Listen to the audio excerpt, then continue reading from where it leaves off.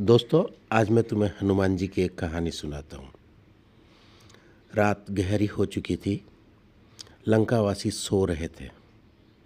सोने की नगरी चांद की रोशनी में चमक रही थी, लेकिन उस रात कुछ अलग होने वाला था। एक ऐसी घटना जो इतिहास बदलने वाली थी।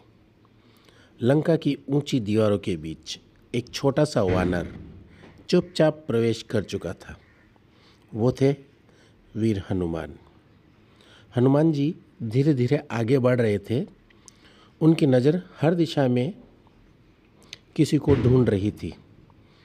अचानक उनकी नज़र एक बगीचे पर पड़ी। अशोक वाटिका। वहाँ एक वृक्ष के नीचे एक स्त्री बैठी थी।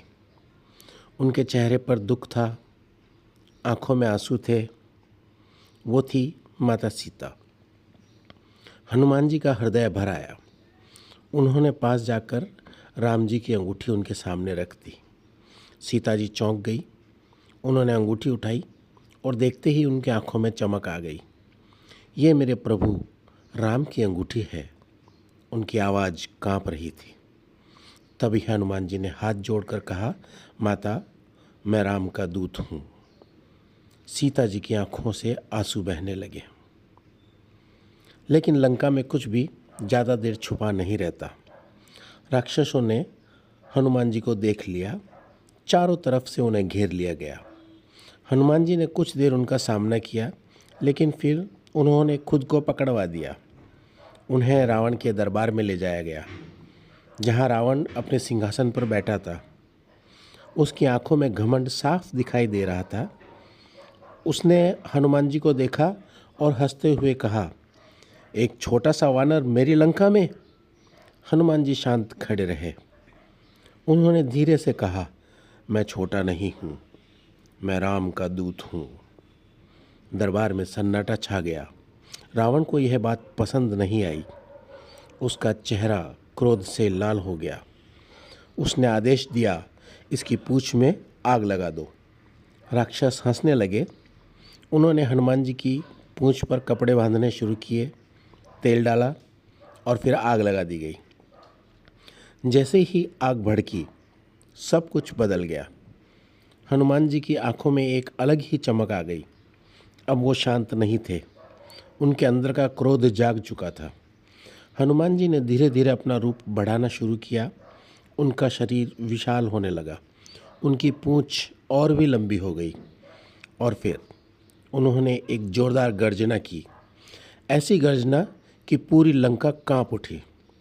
अब हनुमान जी रुकने वाले नहीं थे। वे एक छत से दूसरी छत पर कूदने लगे। उनकी जलती हुई पूंछ हर जगह आग फैला रही थी। महल जलने लगे, बाजार जलने लगे। चारों तरफ आग ही आग थी। राक्षस इधर उधर भागने लगे। बचाओ बचाओ की चीखें गूंजने लगी। लेकिन अब कोई नहीं बचा सकता था। ये कोई साधारण आग नहीं थी। ये अधर्म के अंत की शुरुआत थी। हनुमान जी लगातार कूदते रहे। हर छलांग के साथ लंका का एक और हिस्सा जलता गया। सोने की नगरी अब राख में बदल रही थी। रावण अपने महल से यह सब देख रहा था। उसके चेहरे पर पहली बार डर था।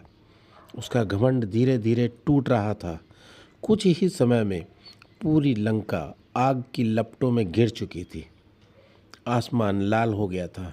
धुआं चारों तरफ फैल गया। हनुमान जी समुद्र के किनारे पहुँचे। उन्होंने अपनी जलती हुई पूंछ को पानी में डुबो दिया। आग बुझ गई। फिर उन्होंने एक बार पीछे मुड़कर देखा। पूरी लंका धुएं और राख में बदल चुकी थी। हनुमान जी ने आंखें बंद की और हाथ जोड़कर कहा, जय श्री राम। उनका क्रोध अब शांत हो चुका था, क्योंकि वो क्रोध अहंकार के लिए नहीं था, वो धर्म के लिए था। हनुमान जी की यह कथा हमें सिखाती है कि सच्ची शक्ति वही है जो सही समय पर सही कारण के लिए इस्तेमाल हो। और इसलिए जब भी अन्याय बढ़ता है, जब भी अधर्म हावी होता है, तब लोग याद करते हैं हनुमान जी का वो रूप जब उनके क्रोध से पूरी लंका कांप उठी थी। जय श्री राम।